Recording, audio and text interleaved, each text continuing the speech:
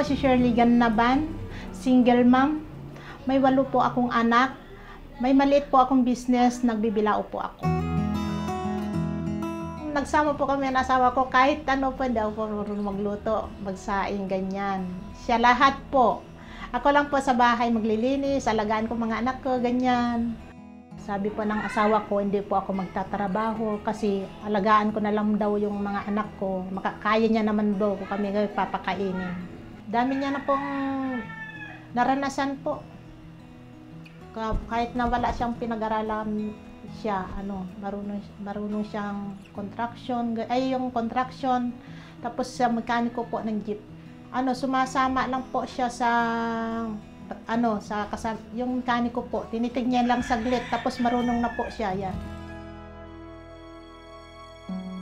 Hindi ko po inisip na papasok kasi kahit gusto ko po pumasok ng mga ibang trabaho, wala eh.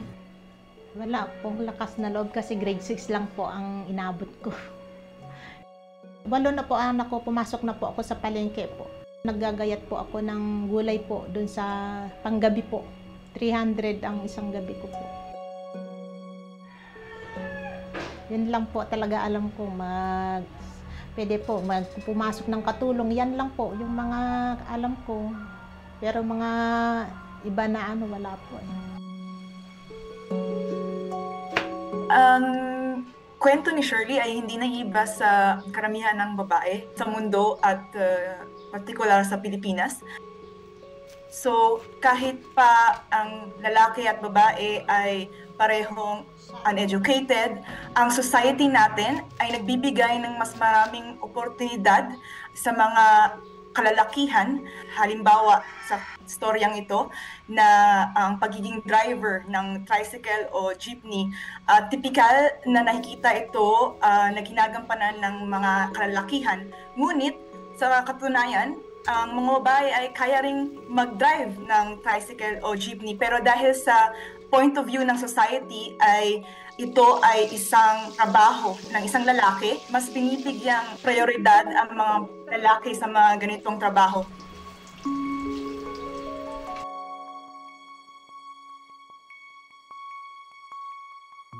Nang nawala po yung asawa ko, hindi ko tanggap po. Kasi sabi ko, paano ko po palakihin mga anak ko? Marami sila, maliliit pa, 8, ganyan po.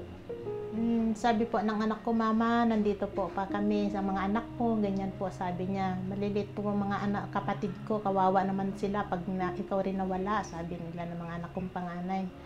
Tapos sabi niya, mama, laban lang ma, sabi niya. Kaya mo yan ma, sabi niya. Akala ko po, ma'am, babaliw na ako nung wala na siya nun eh. Sabi ko sa isip ko, tama yung anak ko, meron pa sila. Kaya lumaban po ako. Doon po ako nagsimula na tumayo. Pumasok muna ako ng katulong, tapos nag-barbecue po ako. Hanggang hindi po umangat. Ano ba yan, sabi ko. Kailan po dami kong pinasok na hindi pa rin effective. Sabi ko, na lang, nagbibilao na lang ako kaya. Nitry ko po, nagbilao po ako ng sarili ko.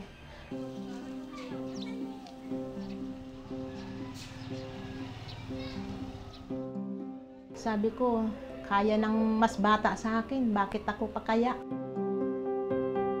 Kakayanin ko rin to.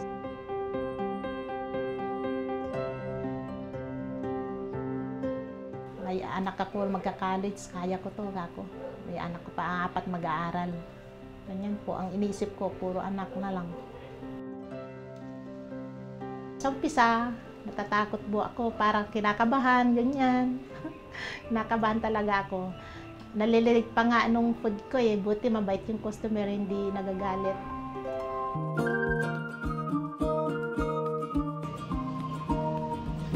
Meron kasi po nag-order sa akin ng customer. Sabi niya, Ma'am Shirley, masarap ang spaghetti mo, lahat po is masarap. Ganyan po sa akin. Kaya, dun po lumakas ang loob ko.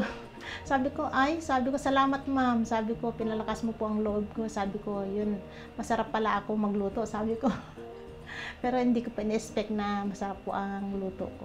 Nipopost ko po feedback po niya ng customer po. Tapos pati yung order niya, kanong package po yun yan. Masaya po ako na may business na po ako. Kahit na maliit lang. Lahat po ng pangangailangan ng anak ko, matustusan ko na po.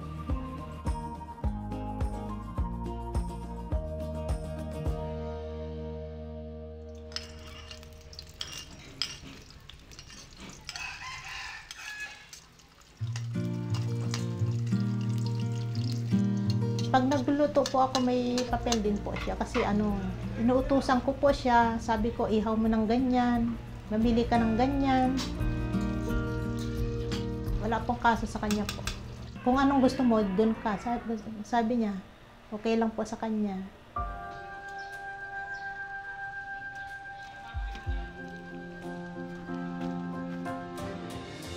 Isipin po natin, kaya natin ito gawin. Kahit na wala tayong alam, kaya natin pala. Pantay-pantay lang pala tayo.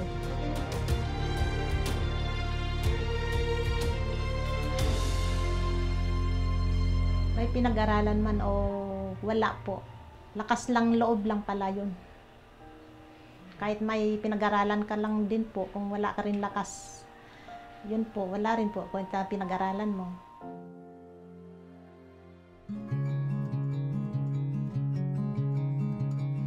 Babaeng malaya, pinilit ipiit, katumbas mo'y bayan ating sinisiil. Matimyas sa tapang, dakila sa giting, nilulugmo ka sa labis na pait. Ang walang kabiyak, kasama ay anak, humugot sa puso ng naising payak. Sana'y payapa, ginhawa tama, matamis na bukas, hari nawa ay tiyak.